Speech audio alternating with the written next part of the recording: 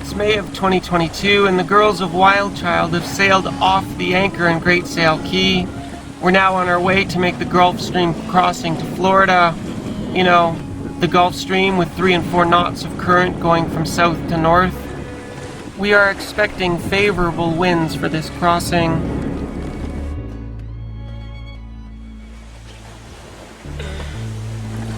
It's, I don't know, Friday near the end of May.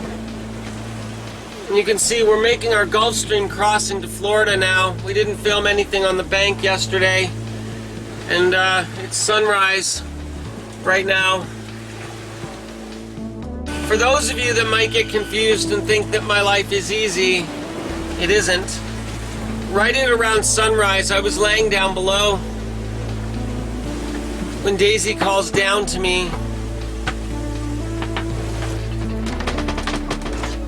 Lexi, something's wrong. I jump out of bed, throw on my life jacket and my sailing gloves and come running up on deck. The boom is all the way out to the side and something isn't right. We had a preventer tied on it running downwind in the Gulf Stream. The conditions on the ocean are not that bad. Honestly, the waves are less than a meter. We're having a very nice Gulf Stream crossing. The shackle that holds the block to the boom broke.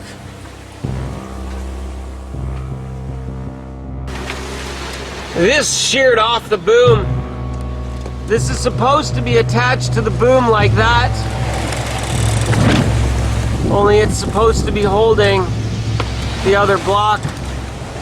And you can see it broke off completely.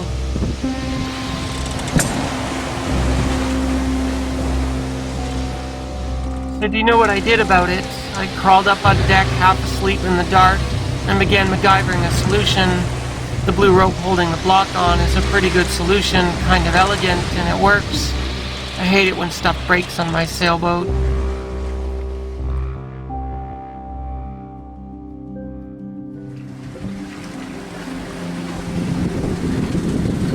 That blue arrow that you see in the middle, that's the Gulf Stream, and that's the current measured in knots.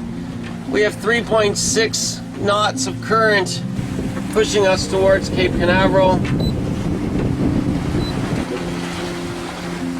And of course, the sailing teddy bears are strapped in for their ride.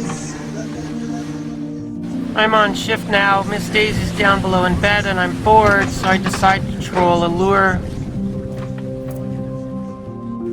And the yacht is moving along, enjoying her boost from the Gulf Stream. She's a-movin'. And the storms start rolling in off the coast of Florida.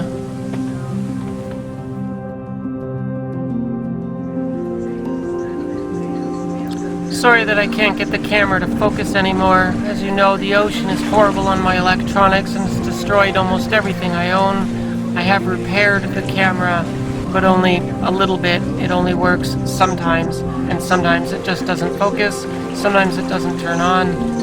But I tried to film the adventure for you best I could. Fish on!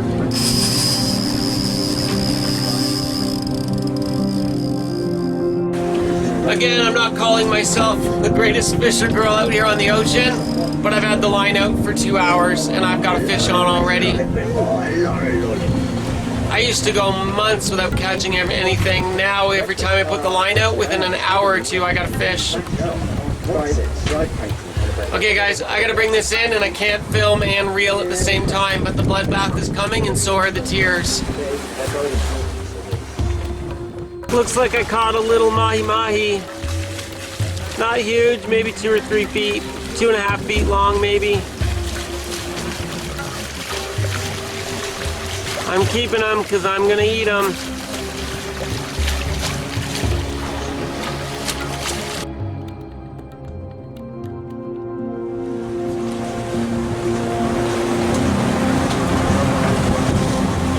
Okie dokie.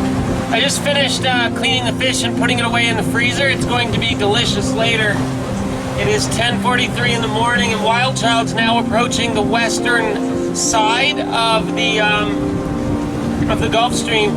So right now we're in 1,000 feet of water, and in 5 miles we'll be in 300 feet of water. I angled us in so the wind has come to the beam. Right now the wind speed is 12.9 knots. WildChild's doing between 8 and 9 knots, and I've got double reef main and I got 80% Jenny out. This girl is just so fast.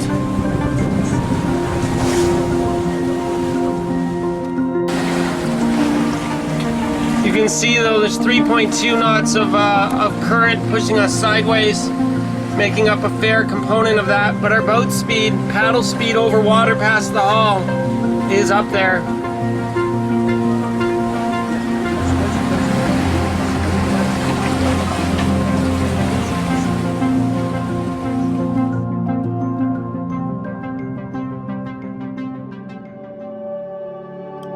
Daisy has the helm now as I'm resting on the bench, but there's a lot of marine traffic around here. Cruise ships galore. And that guy doesn't have a sails on.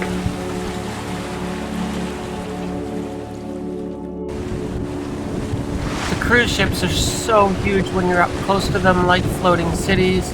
We really don't want to get in their way or get run over by them. We're sailing into Cape Canaveral under just perfect ocean and sailing conditions. Things are going beautifully. We just want to find the Port Canaveral Yacht Club before it gets dark though.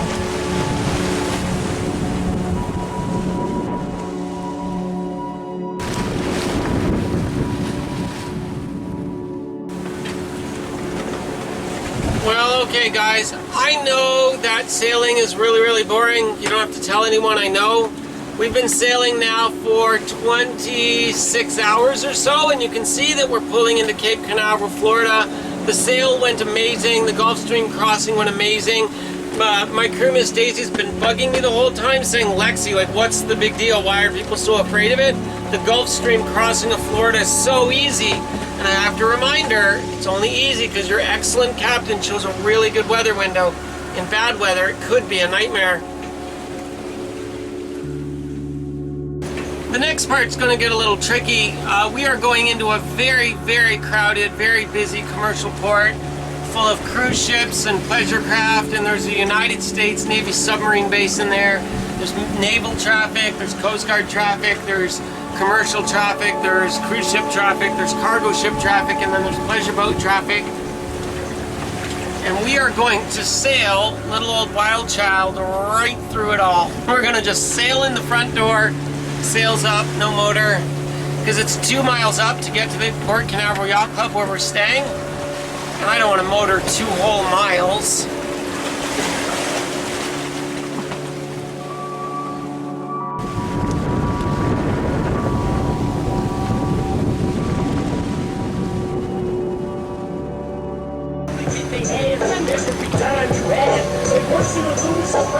Mental.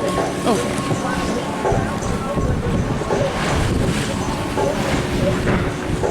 Port Canaveral is also a major cruise ship terminal.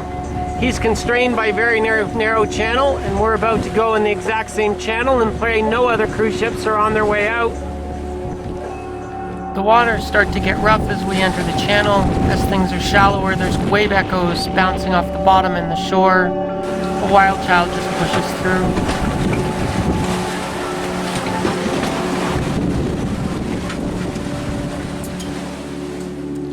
I have my crew sitting on the coaming, watching ahead for channel marks and other obstacles.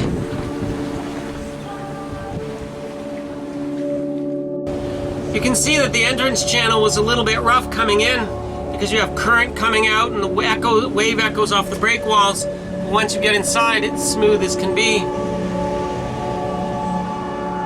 Sailing in was going great until a cruise ship decided at the exact moment we were in front of it to pull out of its slip. The police boat came along and let us know that the cruise ship's about to leave. We have to go behind it. WildChild pulled a hard 180, fell off wind, quickly dropped her sails and switched to motor. But the sail-in was going well until we got cut off by the cruise ship.